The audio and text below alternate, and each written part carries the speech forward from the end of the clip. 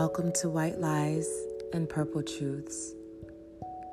Before we begin today's topic, I ask that you close your eyes and allow the tonality of my voice to elevate you as I grant you spiritual access into my thoughts, my experiences, and my teachings. I speak into existence healing over your mind, your body, your heart, and your soul, so that you may vibrate on the highest frequencies. I manifest love and light over you during this journey of truth and discovery. You are worthy of the life you desire. You are powerful in your ability to transform. You are open to receive the activations within my messages. Open your eyes and let's begin.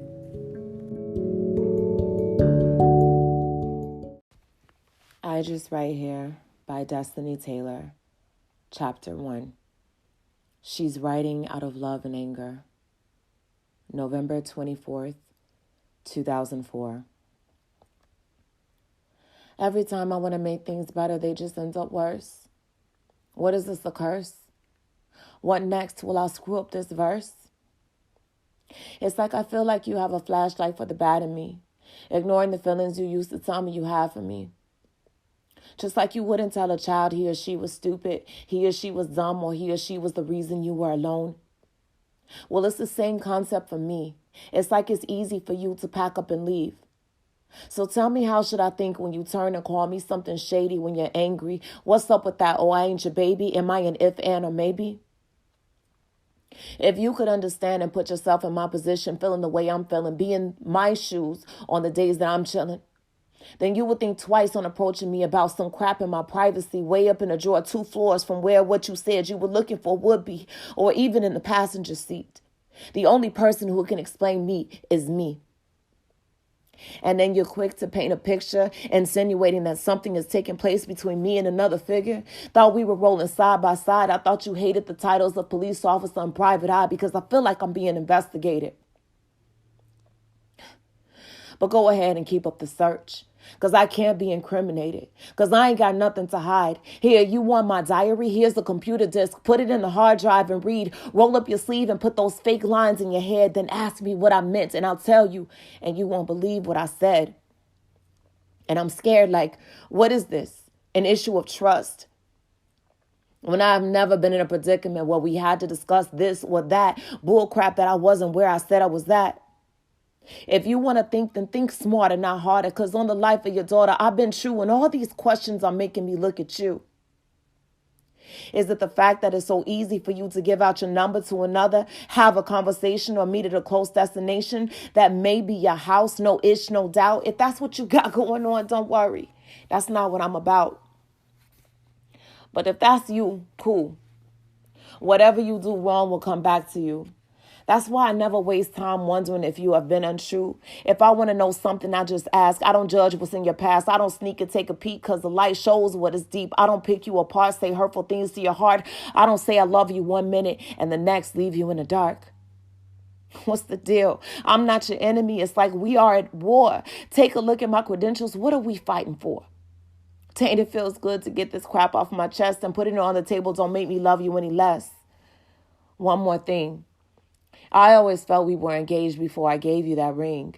So if it makes you feel better, then throw it down in the sink, because I will never ask you to keep something you don't believe. And maybe one day you will accept me for the person I am. And maybe one day you'll get an object that you'll place on my hand.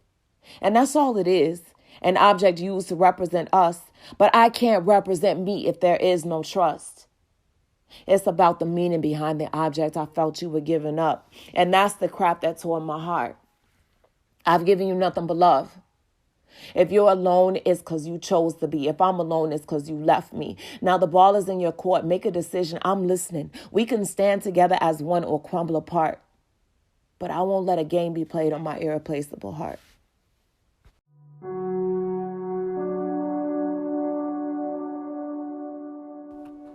I Just Right Here by Destini Taylor, Chapter 1. Comments from the author.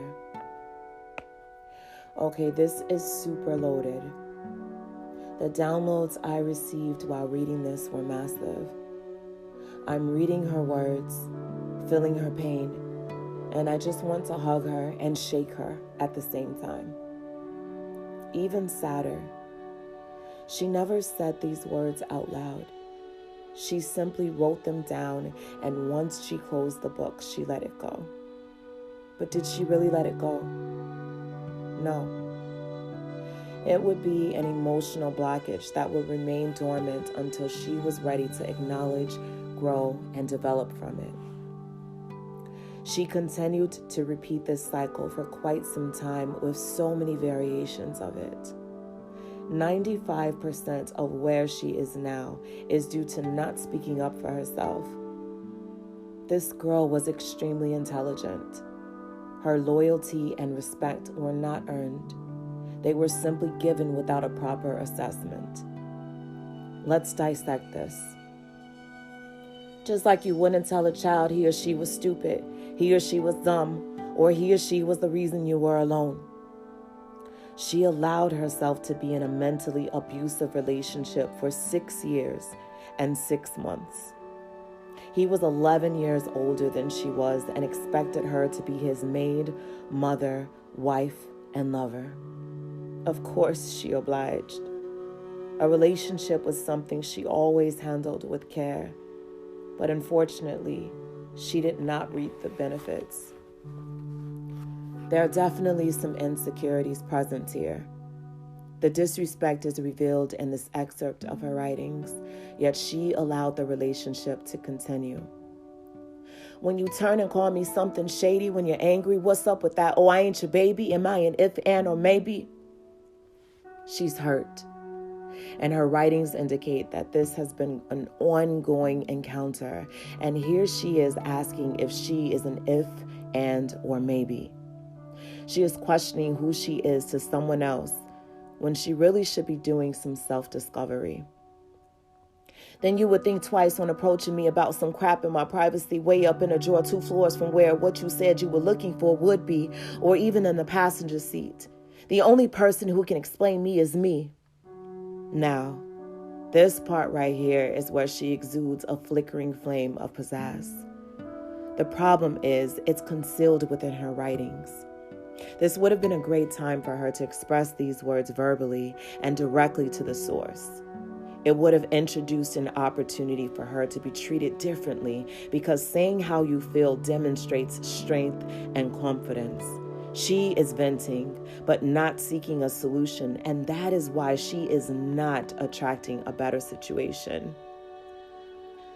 I thought that you hated the titles of police officer and private eye because I feel like I'm being investigated.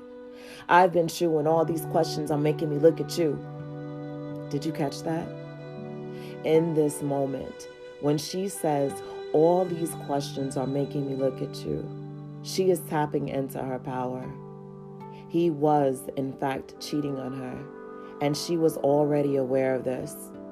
That statement came from the information she had been harboring for quite some time. It's great that she's writing about it. But if she would have verbalized these details to the source, it would have served her well.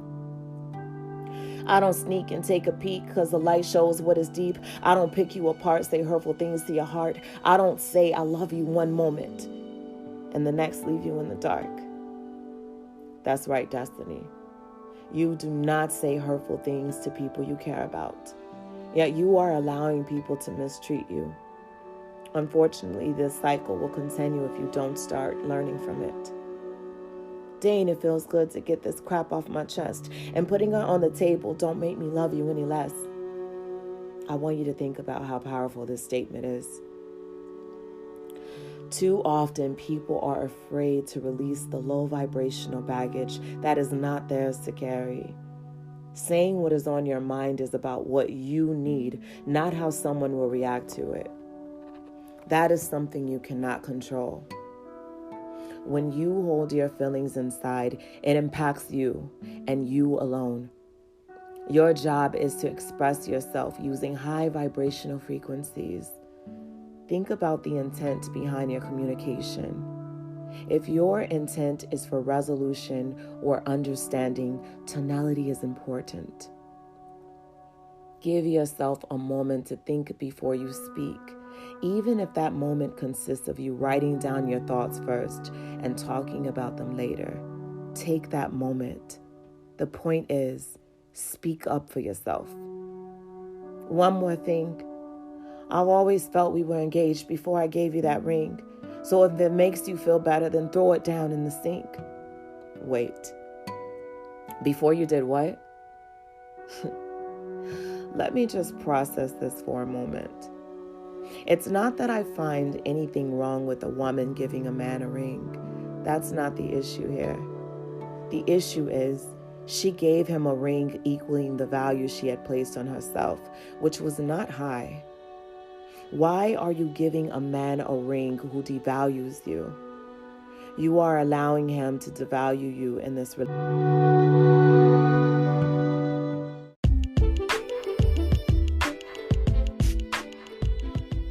Hi, Purple Loves.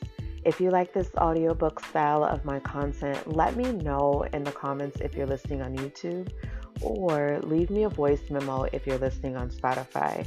My goal is to continuously entertain, educate, and establish a true connection with my audience and give you more of what you like. Also, you can find this book, I Just Write Here, by Destini Taylor, by clicking the link in the description of this video or by going to Amazon. Now let's get back to the episode and listen to the comments from the author.